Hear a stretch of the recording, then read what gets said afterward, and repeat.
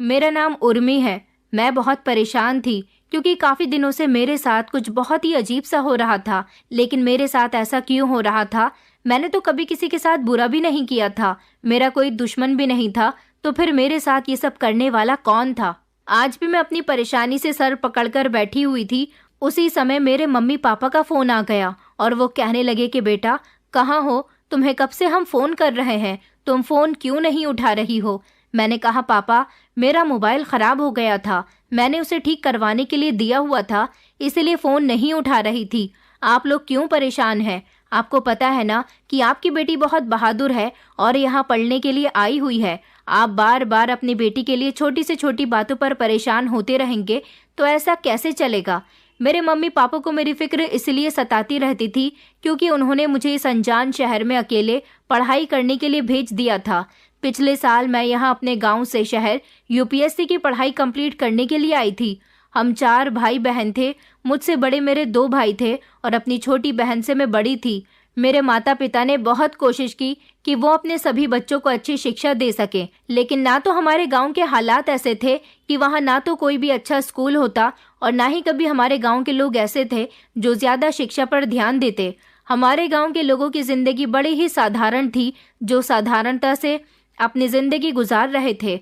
उनके लिए 2 वक्त की रोटी ही उनकी जिंदगी जीने का मकसद था। मेरे खुद के भाई बहन भी शिक्षा हासिल करना चाहते थे। सिर्फ मेरे पिताजी को शौक था कि उनके बच्चे पढ़े लिखे कामयाब बने, ताकि हम इस गांव की मामूली सी जिंदगी से बाहर निकलकर शहर जाकर वहां बड़ा सा घर बनाएं और वहां अपनी जिंदगी गुजारें। मेरे पापा का शौक था कि उनके बच्चे कामयाब हो जाएं, उनके बच्चों का नाम हो, उनके बच्चे इतने काबिल बन जाएं कि मेरे पिता जब रास्ते से गुजरें तो लोग मेरे पिता की तारीफ करें और कहें कि इनका ही बेटा या बेटी है जो आज इतनी ज्यादा कामयाब है।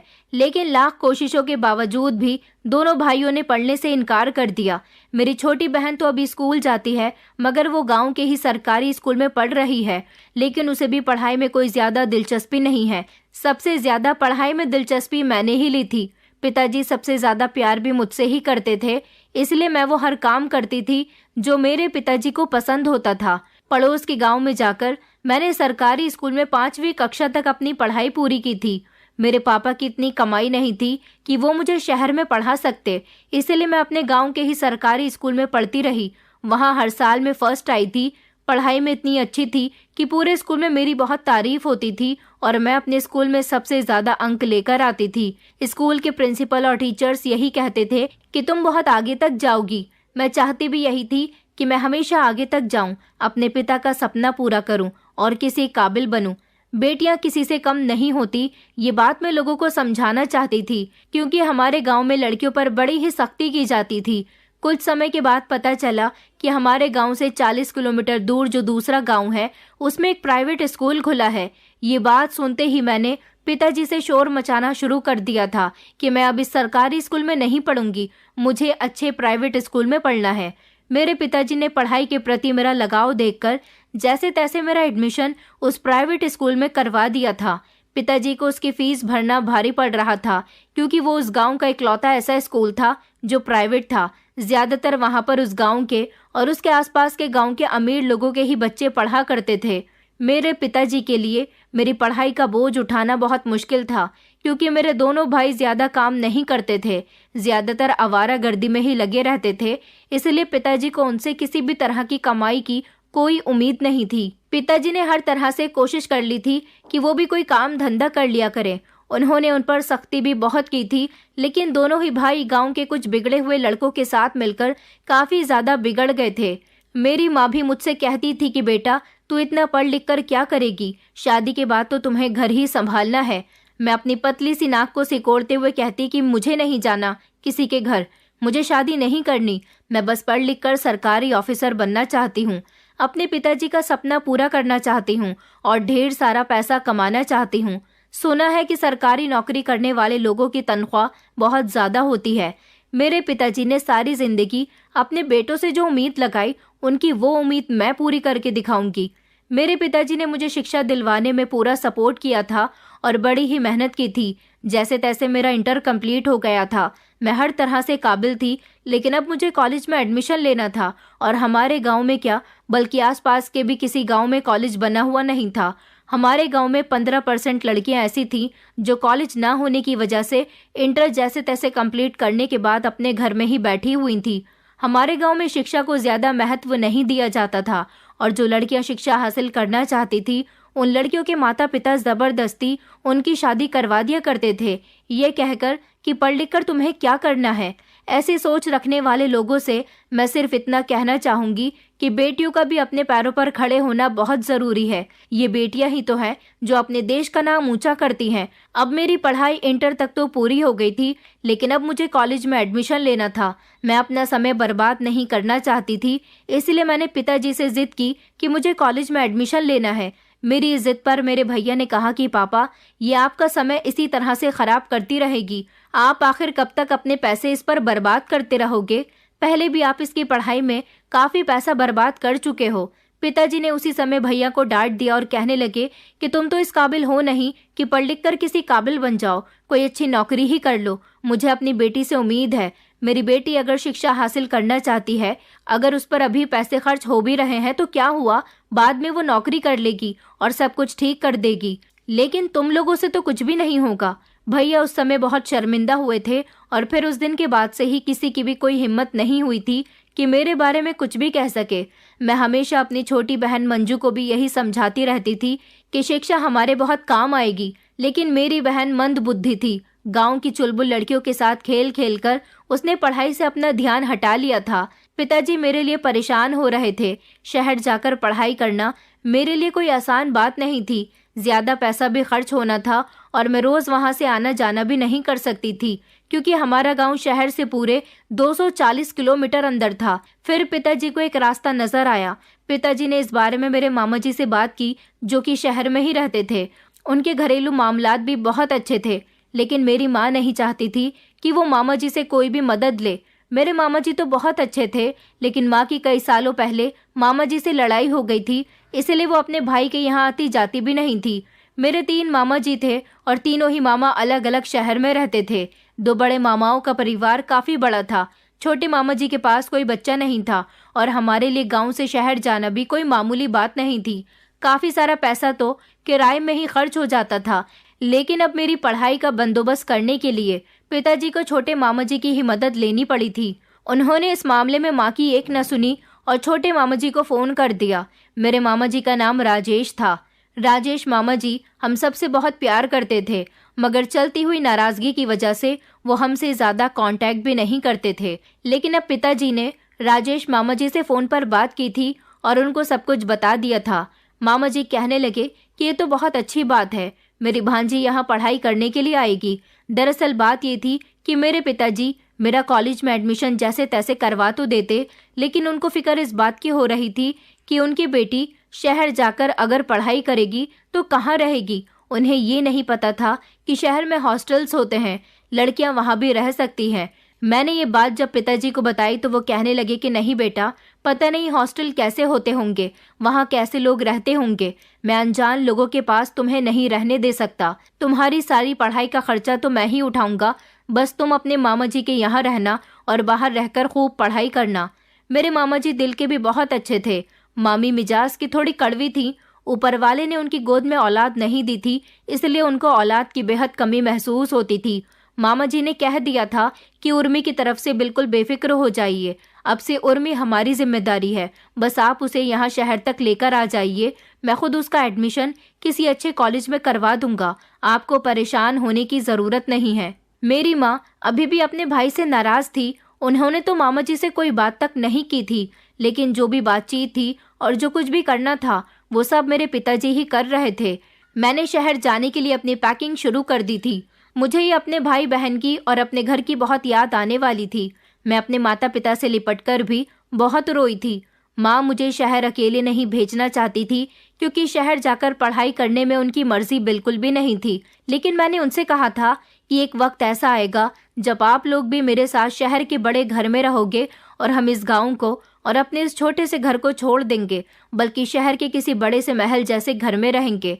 मेरी माँ इन बातों से तो बहुत खुश होती थी, लेकिन उनके दिल में कहीं ना कहीं डर रहता था कि शहर की भीड़ भाड़ में उनकी बेटी खो ना जाए। मैंने उनको भरोसा दिलाया था कि आपकी बेटी के साथ कुछ गलत नहीं होगा, आपकी बेटी बहुत साहसी है, लेकिन माता पिता तो जब अपनी औलाद से दूर होते हैं तो उसकी परवाह करते ही हैं।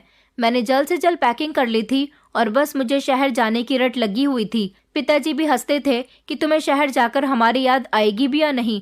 अभी तो तुम्हें शहर जाने की बहुत जल्दी हो रही है, लेकिन वहां जाने के बाद तुम हमें बहुत याद करोगी और हमें याद करके रोओगी। मैं उनसे कहती कि मैं सच में आप सब लोगों को बहुत याद करने वाली हूँ। मेरे दोनों भाई और छोटी बहन भी मुझसे लिपटकर बहुत रोए थे और उन्होंने भी कहा था कि हम आपको बहुत याद करेंगे।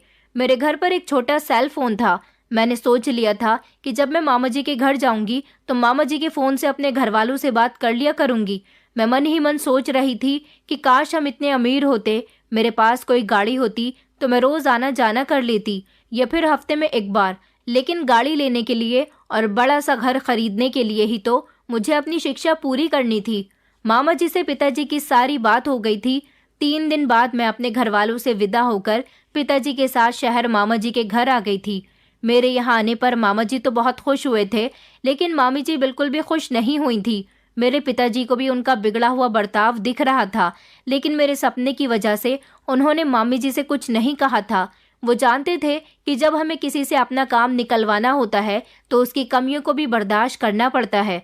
पिताजी ने मुझे समझाया था कि बेटा, यहाँ अपनी मामी जी से मत उलझना और जितना हो सके सिर्फ अपनी पढ़ाई पर ध्यान देना। जैसे ही तुम्हारी पढ़ाई पूरी हो जाएगी फिर तुम यहाँ पर नहीं रहोगी। मैंने पिताजी को भरोसा दिलाया था कि जैसा आप कहेंगे मैं वैसा ही करूँगी। पिताजी मुझे छोड़कर चले गए थे।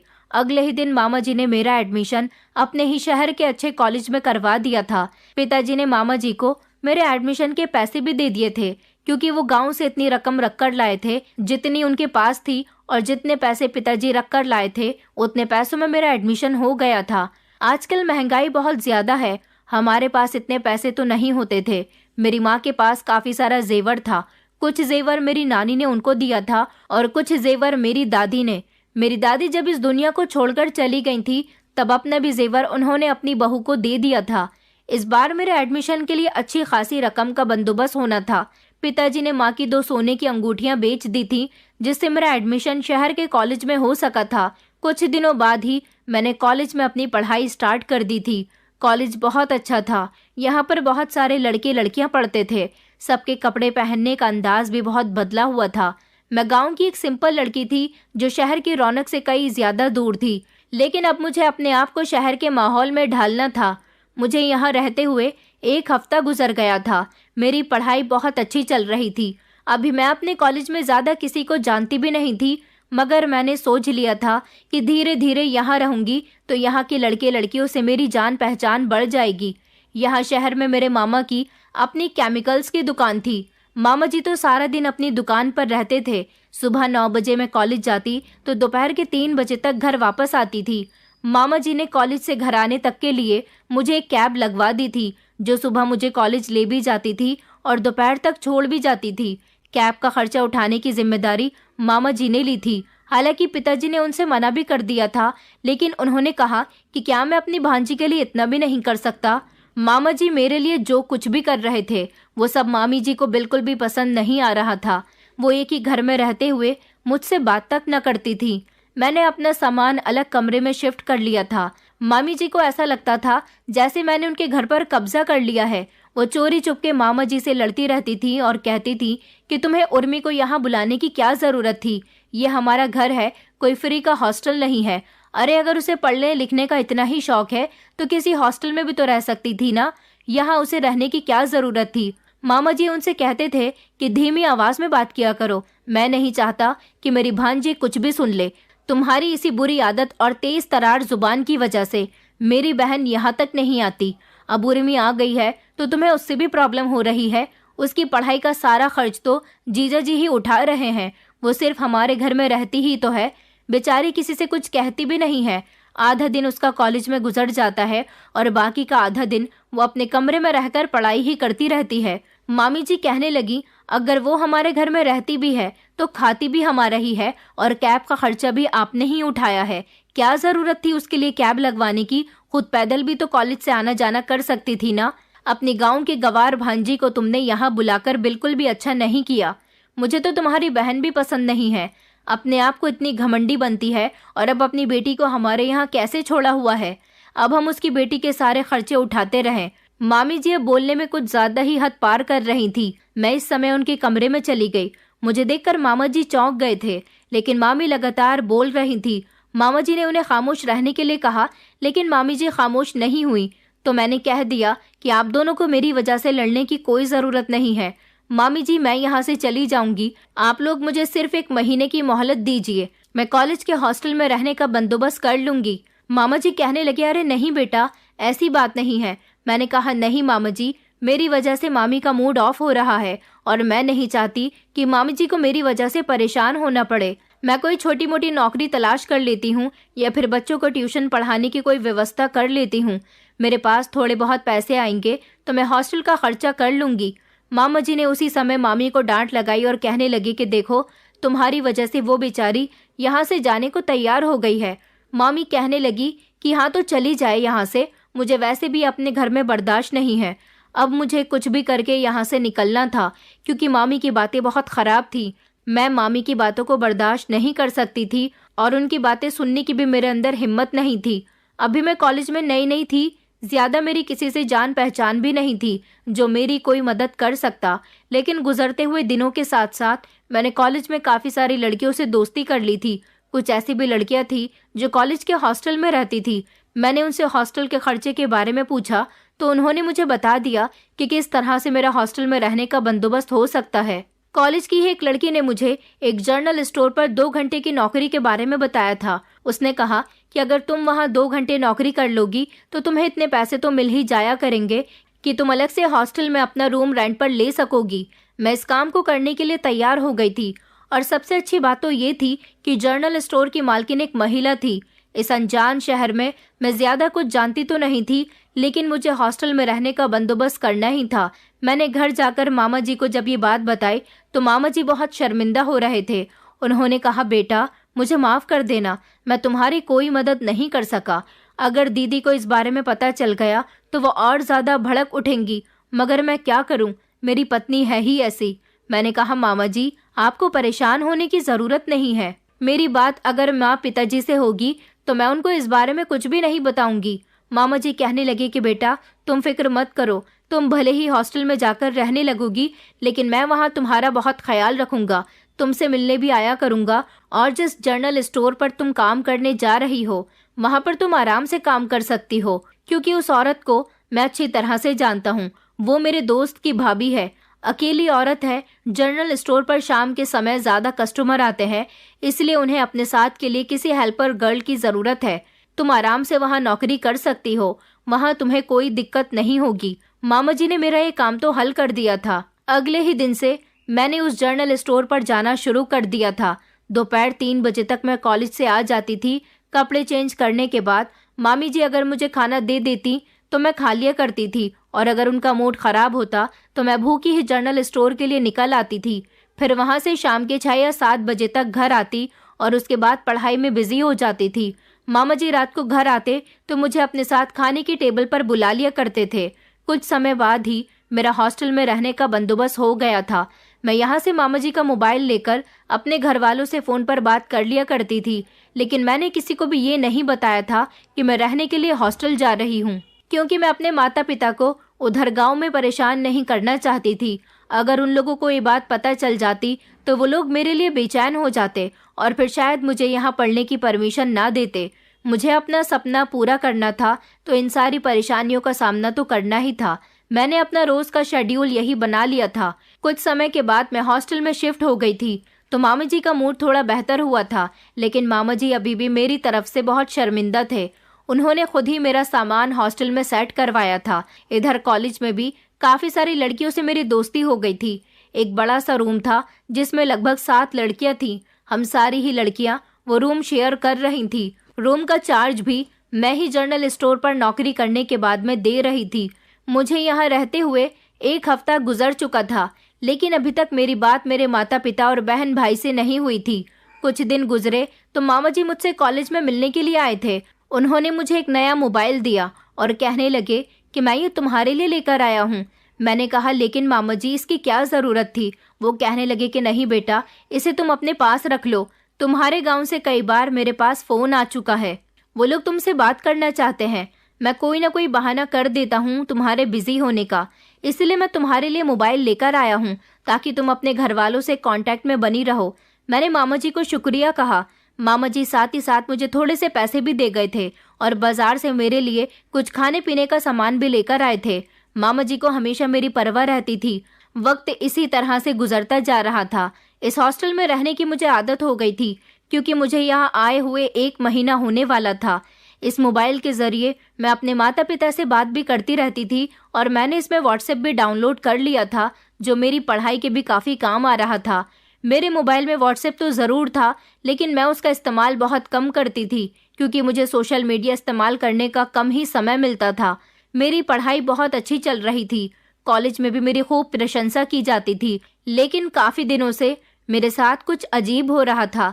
ये बात मैंने जब अपनी रूममेट से भी कही तो वो लोग भी मेरी बात पर ज़्यादा सीरियस नहीं हुई क्योंकि लगभग उनमें से 2 लड़कियों के पास तो मोबाइल था ही नहीं, जबकि ज़्यादातर लड़कियां पढ़ाई को लेकर बहुत सीरियस थी, इसलिए मोबाइल का इस्तेमाल सिर्फ तभी करती थी जब अपने पेरेंट्स से उन्हें बात करनी होती थी या फिर रात के समय थोड़ा बहुत इस्तेमाल कर लिया करती थी। मेरे साथ अजीब ये हो रहा था कि अगर व्हाट्सएप पर मेरे पास किसी का भी कोई मैसेज आता था तो मैं उसको सीन नहीं करती थी। कोई बहुत ज़रूरी मैसेज होता तो मैं उसे सीन कर लिया करती थी, लेकिन मुझे अच्छी तरह से याद था कि मैं व्हाट्सएप ज़्यादातर ऑन करती ही नहीं थी और जब ऑन करती थी तो उस पर पहले से ही ब्लू टिक लगे हुए होते थे। कई बार मुझे ये सब कुछ एक गलत फहमी लगी, लेकिन जब मैंने ये बात नोटिस करना शुरू कर दी कि मैं व्हाट्सएप के मैसेज ओपन करके सीन ही नहीं करती तो फिर मैसेज पहले से ही सीन कैसे होते हैं। मुझे मेरे कॉलेज की काफ़ी सारी लड़कियां मैसेज किया करती थी क्योंकि मैंने अपने कॉलेज की लड़कियों को अपना मोबाइल नंबर दे दिया था, इसलिए कई लोग मेरे पास व्हाट्सएप पर भी ऐड हो गए थे। हमारे रूम के बराबर में भी कई सारे रूम बने हुए थे, उसमें भी लड़कियां आपस में रूम शेयर करके रहा करती थी। क्योंकि ये काफ़ी बड़ा कॉलेज था, इसलिए यहाँ पर दूर दूर से लड़के लड़कियाँ पढ़ने के लिए आते थे। लड़कों का हॉस्टल अलग था जबकि लड़कियों का हॉस्टल अलग था। मोबाइल में ये चीज़ मेरे साथ कई बार हो चुकी थी, इसलिए मैं परेशान हो गई थी। मैंने जब ये बात अपनी रूममेट से शेयर की तो वो लोग कहने लगी कि तुम्हें इस बात पर ज़्यादा ध्यान नहीं देना चाहिए, इतनी छोटी छोटी बातों पर भला कौन ध्यान देता है।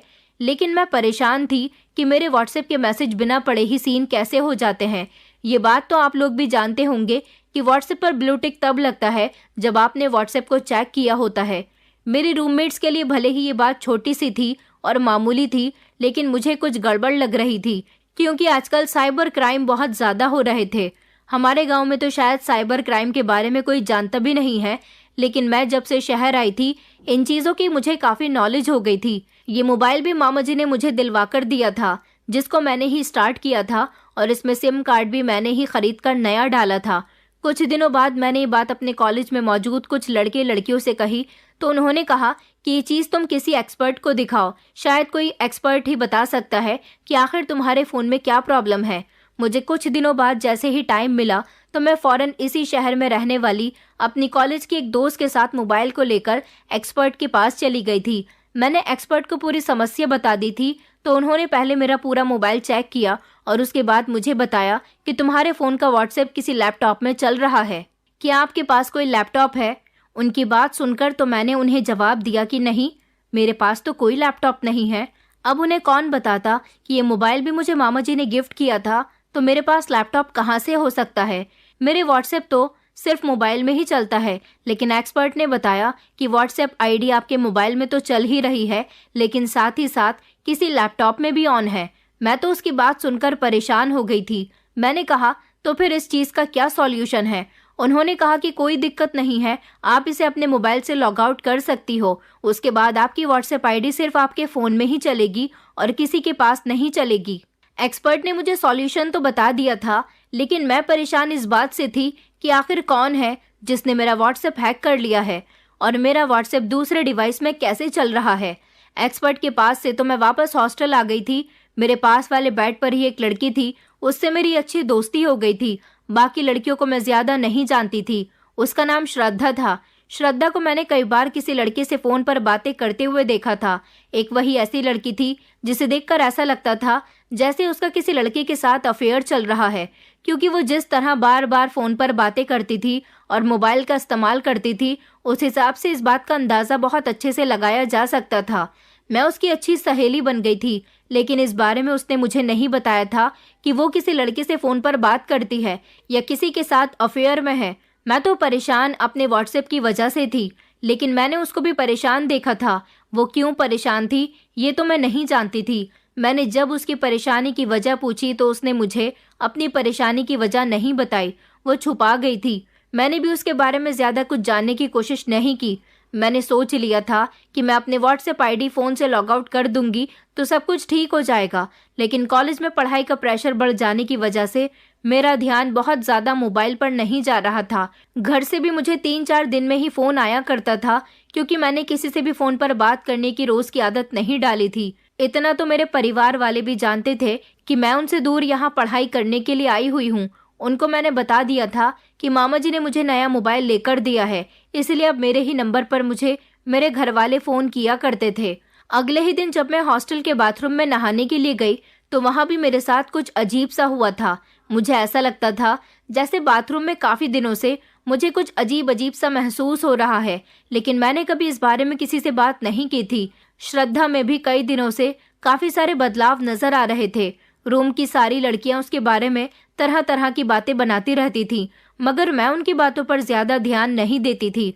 मैं सिर्फ अपने काम से काम ही रखती थी। हम 7 लड़कियों का एक ही वॉशरूम और एक ही जॉइंट बाथरूम था। कई दिन फिर इसी तरह से गुजर गए। मेरे हाथ में जब भी मेरा मोबाइल आता तब मुझे यही ख्याल आता कि मुझे अपनी व्हाट्सएप आईडी लॉग आउट करनी है। मैं एक दिन अपनी व्हाट्सएप आईडी लॉग आउट करने के लिए मोबाइल हाथ में लेकर बैठ गई। तभी मुझे याद आया कि आखिर कौन होगा जिसने मेरी व्हाट्सएप आईडी हैक की है। मुझे इस बारे में पता जरूर निकालना होगा। ऐसा ना हो कि मैं किसी दिन किसी बड़ी मुसीबत का शिकार हो जाऊं। यहाँ तो मेरी कोई मदद करने वाला भी नहीं था। फिर मुझे बाथरूम वाला हादसा याद आया, क्योंकि जब भी मैं अपने रूम के जॉइंट बाथरूम में नहाने के लिए जाया करती थी तब वहां पर मेरी नजर बल्ब के होल्डर पर जाती थी। बल्ब के होल्डर पर एक ब्लैक कलर का स्पॉट था। बल्ब तो हमारे गांव में भी थे, हालांकि लाइट और बल्ब्स मैंने हर जगह देखे थे, मगर वो ब्लैक कलर का स्पॉट मुझे कुछ अजीब ही लगता था। न जाने क्यों मुझे उस पर शक होने लगा था। हर बार वो मेरी आंखों के सामने था, मगर कभी मैंने उसे ध्यान से देखने की कोशिश ही नहीं की कि आखिर ये ब्लैक स्पॉट क्या चीज है।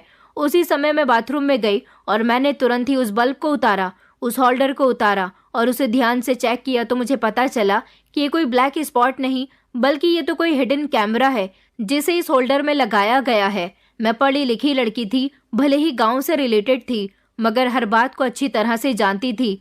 आखिर किसने ये स्पाई कैमरा यहाँ बाथरूम में लगाया था और इसका क्या मतलब बनता है। ये सब कुछ बिल्कुल भी ठीक नहीं था और ना ही कोई मामूली बात थी। किसकी ये हरकत थी? गर्ल्स हॉस्टल के बाथरूम में इस स्पाई कैमरे का यहाँ होना मतलब कि कोई यहाँ की लड़कियों पर नजर रखे हुए था। लड़कियां तो बाथरूम में नहाने भी आती हैं और वॉशरूम भी यूज करती हैं। इसका मतलब ये था कि कोई हम लड़कियों की इज्जत के साथ खेल रहा था, हमें देख रहा था। मैं तो टेंशन में आ गई थी कि आखिर क्या करूं, इसलिए मैंने पुलिस की मदद लेना ज्यादा बेहतर समझा। मैं फौरन ही बाथरूम से बाहर आई। रूम में लगभग सारी ही लड़कियां मौजूद थीं। मैंने किसी भी लड़की को कुछ नहीं बताया था। मैंने अपने बेड पर आकर खामोशी से अपना मोबाइल उठाया और 112 नंबर पर कॉल मिलाई, क्योंकि मैं ये शिकायत अगर हॉस्टल के वार्डन से करती तो पता नहीं मेरी बात की सुनवाई होती भी या नहीं। ऐसा भी तो हो सकता था कि मुझे ही गलत ठहरा दिया जाता। मुझे लगा कि पुलिस इस केस की तफ्तीश करेगी तब ज्यादा बेहतर रहेगा। जैसे ही मेरा फोन पुलिस कंट्रोल रूम तक पहुंचा तो हॉस्टल में ही मौके पर पुलिस पहुंच गई थी। फिर उन लोगों ने वहां आकर मुझसे पूछताछ करनी शुरू कर दी कि आखिर क्या बात है और क्या परेशानी है। पुलिस को देखकर हॉस्टल में मौजूद सारी लड़कियां और वहां का स्टाफ घबरा गए थे कि आखिर हॉस्टल में क्या हुआ है जो पुलिस आई है और फिर पुलिस मुझसे पूछताछ क्यों कर रही है। ये सारे ही सवाल हॉस्टल के बहुत सारी लड़कियां और हॉस्टल के स्टाफ के दिमाग में थे। सबसे पहले तो पुलिस ने मुझे मेरी पूरी इन्फॉर्मेशन पूछी थी। मैंने पुलिस को अपने बारे में सब कुछ बता दिया था कि मैं कहाँ की रहने वाली हूँ और यहाँ यूपीएससी की पढ़ाई पूरी करने के लिए आई हूँ और इस कमरे में रहती हूँ। मैंने पुलिस को इस कैमरे वाली बात के साथ साथ अपना व्हाट्सएप हैक करने वाली बात भी बता दी थी। पुलिस समझ गई थी कि बाथरूम से जिस तरह होल्डर में चिपका हुआ ये स्पाई कैमरा मिला है, इस हिसाब से तो लड़कियों की एक एक एक्टिविटी पर नजर रखी जाती है और बाथरूम में होने वाली एक एक एक्टिविटी इस हिडन कैमरा में रिकॉर्ड हो रही है। ये बात जब पुलिस को पता चली तो पुलिस भी दंग रह गई थी कि आखिरकार ये काम हॉस्टल में आने के बाद किसने किया होगा। इन बातों से आसानी से अंदाजा लगाया जा सकता है कि इस तरह का कोई घिनौना काम कोई मर्द ही कर सकता है जिसे औरतों की इज्जत का ख्याल नहीं है और वो उनकी इज्जत के साथ हिडन कैमरा लगाकर खिलवाड़ कर रहा है। मैंने नोटिस किया था कि कमरे में मौजूद सारी ही लड़कियां पुलिस को देखकर बहुत घबरा गई थी और जब ये बात सभी लड़कियों के सामने खुलकर आई कि हमारे कमरे में मौजूद बाथरूम में हिडन कैमरा मिला है तो इस तरह हम लोगों की भी रिकॉर्डिंग इस कैमरे में जरूर हुई है। ये सुनकर सारी ही लड़कियां घबरा गई थी, मगर सबसे ज्यादा घबराई हुई श्रद्धा थी जिसके चेहरे पर पसीने की बूंदें मुझे साफ नजर आ रही थी। लेकिन वो तो एक लड़की थी, वो भला किसी गलत काम में कैसे शामिल हो सकती है। हॉस्टल के पूरे ही स्टाफ से पुलिस पूछताछ कर रही थी, यहाँ तक कि लड़कियों के हर कमरे में जाकर उनकी चेकिंग की जा रही थी। वॉशरूम, बाथरूम और एक एक कमरे को बहुत अच्छी तरह से चेक किया जा रहा था कि कहीं इस जैसा और कैमरा किसी और जगह तो नहीं लगा हुआ। हमारा कमरा भी दोबारा से पुलिस चेक कर रही थी। चेकिंग के दौरान पुलिस को पता चला कि कमरे में भी एक हिडन कैमरा लगा हुआ है। इस तरह हमारे रूम में भी पुलिस को कैमरा मिला था और बाथरूम में भी। इसका मतलब ये था कि कोई हम सब लड़कियों पर नजर रखे हुए था कि किस तरह हम रूम में रहते हैं और किस तरह बाथरूम में जाते हैं। यहाँ तक कि मेरे तो व्हाट्सएप को भी हैक कर लिया गया था। पुलिस ने मेरा मोबाइल भी अपनी हिरासत में ले लिया था और अपनी जांच पड़ताल करनी शुरू कर दी। पूरे ही कॉलेज और हॉस्टल में ये खबर आग की तरह फैल गई थी। हर कोई ये जानने के लिए बेचैन था कि आखिर ये किसकी हरकत है, क्योंकि अगर कॉलेज स्टाफ या हॉस्टल स्टाफ में से ये हरकत किसी की हुई तो कॉलेज का नाम काफी बदनाम होगा और कॉलेज के स्टाफ से भी ढेर सारे सवाल किए जाएंगे। इस रूम में हम जितनी भी लड़कियां थीं, हमारी हर चीज की डिटेल ली गई थी। हमसे मिलने कौन आता है, कौन जाता है, उसकी भी हर डिटेल हमें पुलिस को देनी थी, क्योंकि पुलिस जब अपनी तफ्तीश करने पर आती है तो बारीक से बारीक चीज पर ध्यान देती है। मैं भी बहुत परेशान हो रही थी। ये खबर मेरे पेरेंट्स को भी पता चल गई थी, क्योंकि खबरों और सोशल मीडिया के जरिए ये खबर पूरी दुनिया में फैल गई थी कि कॉलेज के ही कुछ स्टूडेंट्स जिन्होंने इस खबर की वीडियो बनाकर सोशल मीडिया पर अपलोड कर दी थी और टीवी पर भी हमारे कॉलेज की न्यूज़ दिखाई जा रही थी। काफ़ी हद तक हमारा कॉलेज बदनाम हो रहा था, लेकिन कॉलेज का स्टाफ भी यही चाहता था कि आरोपी को हिरासत में लिया जाए। आरोपी जो भी है उसे सबके सामने लाया जाए ताकि उसे सजा मिले। सारी ही लड़कियां बहुत ज़्यादा घबराई हुई थी। मामा जी हॉस्टल में मेरे पास आ गए थे और उन्होंने मुझे भरोसा दिलाया था कि कुछ नहीं होगा। तुमने बहुत अच्छा कदम उठाया है, ये बात तुम्हें छुपानी नहीं चाहिए थी। अच्छा हुआ तुमने इस केस में पुलिस को इन्वॉल्व कर दिया। पुलिस अब अपने तरीके से आरोपी को पकड़ लेगी और इस तरह तुम ही नहीं बल्कि काफ़ी सारी लड़कियां बेइज्जत होने से बच जाएंगी। अब बात आती है आरोपी की, तो आरोपी कौन था? कुछ दिनों बाद पुलिस ने आरोपी को अपने हिरासत में ले लिया था, क्योंकि मेरा व्हाट्सएप हैक करने वाला इंसान कोई और नहीं बल्कि हमारे कॉलेज में ही पढ़ने वाला एक लड़का था जो एक गरीब फैमिली से बिलोंग करता था और इसी शहर में रहता था। जब उस लड़के का चेहरा सब लोगों के सामने बेनकाब हुआ तो पता चला कि इस लड़के का अफेयर तो श्रद्धा के साथ चल रहा है।